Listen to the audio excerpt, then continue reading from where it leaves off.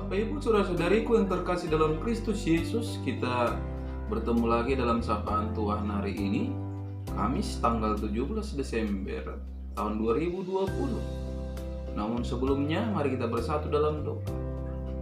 Damai sejahtera Allah yang melampaui segala akal, itulah yang memelihara hati dan pikiranmu di dalam Kristus Yesus Tuhan kita. Amin. Saudara yang terkasih dalam Kristus Yesus, sapaan Tuhan buat kita pada hari ini terangkat dari kitab Matius pasal yang ke-11 ayat yang ke-11. Demikian firman-Nya. Aku berkata kepadamu, sesungguhnya di antara mereka yang dilahirkan oleh perempuan tidak pernah tampil seorang yang lebih besar daripada Yohanes Pembaptis. Namun yang terkecil dalam kerajaan surga lebih besar daripadanya. Sampai sejatuh firman Tuhan.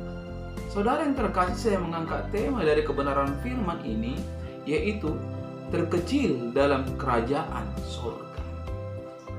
Saudara yang terkasih dalam Kristus Yesus, salah satu hal yang menjadi kecenderungan kita manusia adalah tidak pernah mau menjadi terkecil.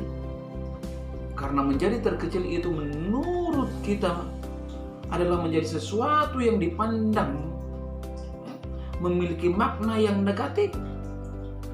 Kita manusia selalu ingin menjadi yang terbesar, karena menjadi besar itu berarti bisa saja menjadi yang terbaik, terhebat, ataupun terkemuka. Sebaliknya saudara-saudara, menjadi terkecil berarti menjadi terbelakang, terburuk, ataupun tertindas.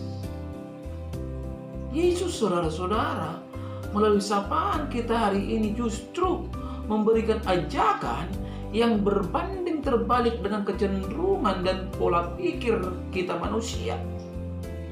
Yesus justru melalui ajarannya menyampaikan kepada kita bahwa yang terkecil itu adalah yang terbesar.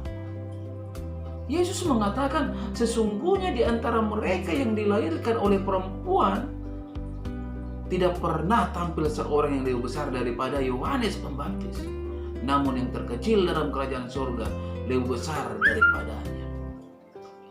Perkataan Yesus ini harus ditangkap dalam konteks kerajaan Allah atau kerajaan surga, bukan konteks politik. Dari sinilah maka saudara-saudara, yang terkecil dalam kerajaan surga lebih besar daripada Yohanes.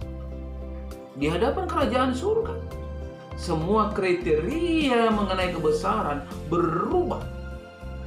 Yohanes dan juga para nabi adalah penunjuk atau suara untuk kerajaan surga. Bukankah firman Tuhan dalam Lukas 4 ayat ke-11 dikatakan, saudara-saudara, sebab barang siapa meninggikan diri, ia akan direndahkan, dan barang siapa merendahkan diri, ia akan ditinggikan. Artinya apa? Artinya terkecil itu akan menjadi terbesar. Hal ini telah ditunjukkan oleh Yesus sendiri kepada kita selama dia masih hidup di dunia ini.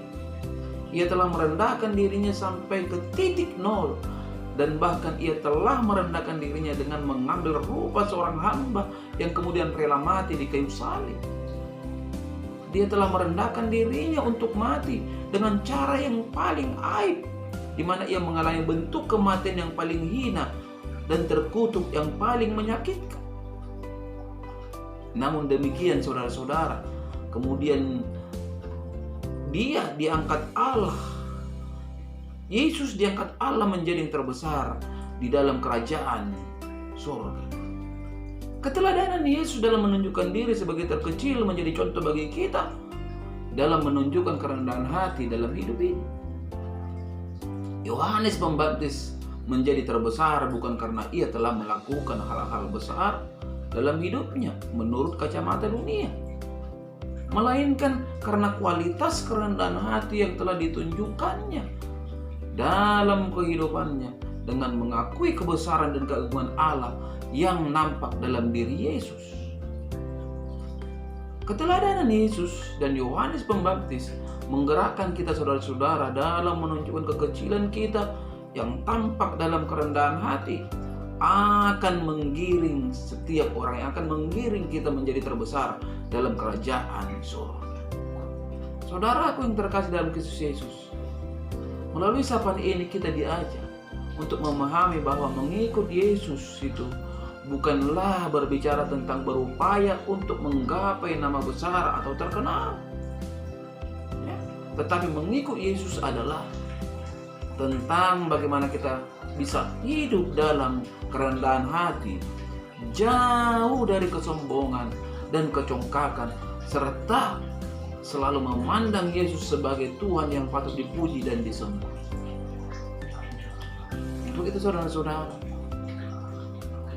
jangan pernah minder kalau kita dikecilkan orang.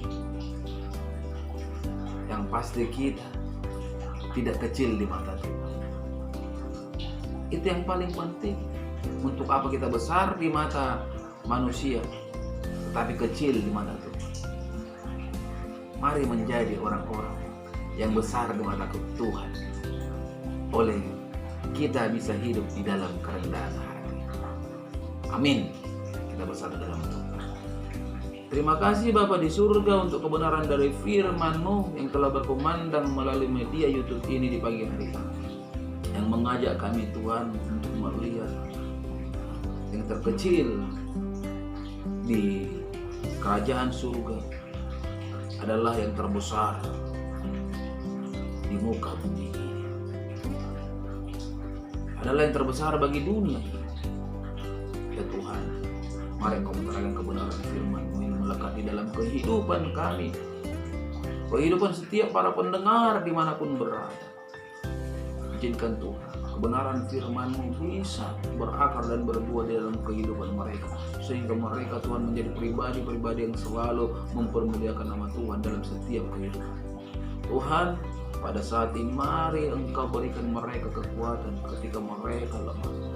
Mari Engkau berikan kesembuhan ketika mereka sakit. Mari Engkau berikan jalan keluar ketika mereka Tuhan mendapatkan persoalan dan permasalahan. Hanya kepadamu hamba mengadu dan memohon, karena memang Engkau adalah Allah kami yang tidak mustahil bagi kita. Pada kesempatan ini juga hamba berdoa untuk setiap jemaat yang telah Engkau percayakan kepada hamba-Mu. Tidak bosan-bosannya hamba berdoa untuk agar Tuhan memberkati rumah tangga mereka, pekerjaan dan usaha. Izinkan Tuhan melalui jemaat yang Kau percaya kepada kami ini, nama-Mu semakin tinggi. Pada kesempatan ini juga hamba berdoa untuk setiap saudara-saudariku Tuhan yang jauh dari hamba-Mu dikarenakan tugas dan pelayanan. Bapa, berikan mereka kekuatan, berikan mereka kesehatan, berikan berkat-Mu dalam kehidupan mereka.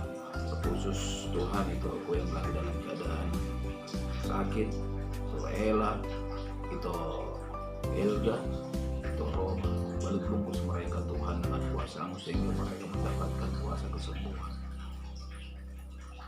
Begitu juga hamba berdoa untuk anak-anakku dan istriku Tuhan yang ada di Batam.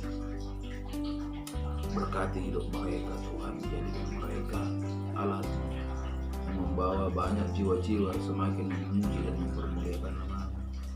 Tuhan, pagari mereka dari segala mara bahaya. Melalui kuasa-Mu Tuhan, mereka selalu berantusias hanya untuk mampu dan bisa bekerja bagaimana Tuhan ditinggikan, bagaimana Tuhan dipermuliakan oleh setiap orang. Inilah doa hamba-Mu Tuhan di pagi hari ini, yang hamba-Mu panjatkan di dalam nama Kristus Yesus Juru Selamat kami yang hidup. Amin. Salam buat kita semua, salam sehat.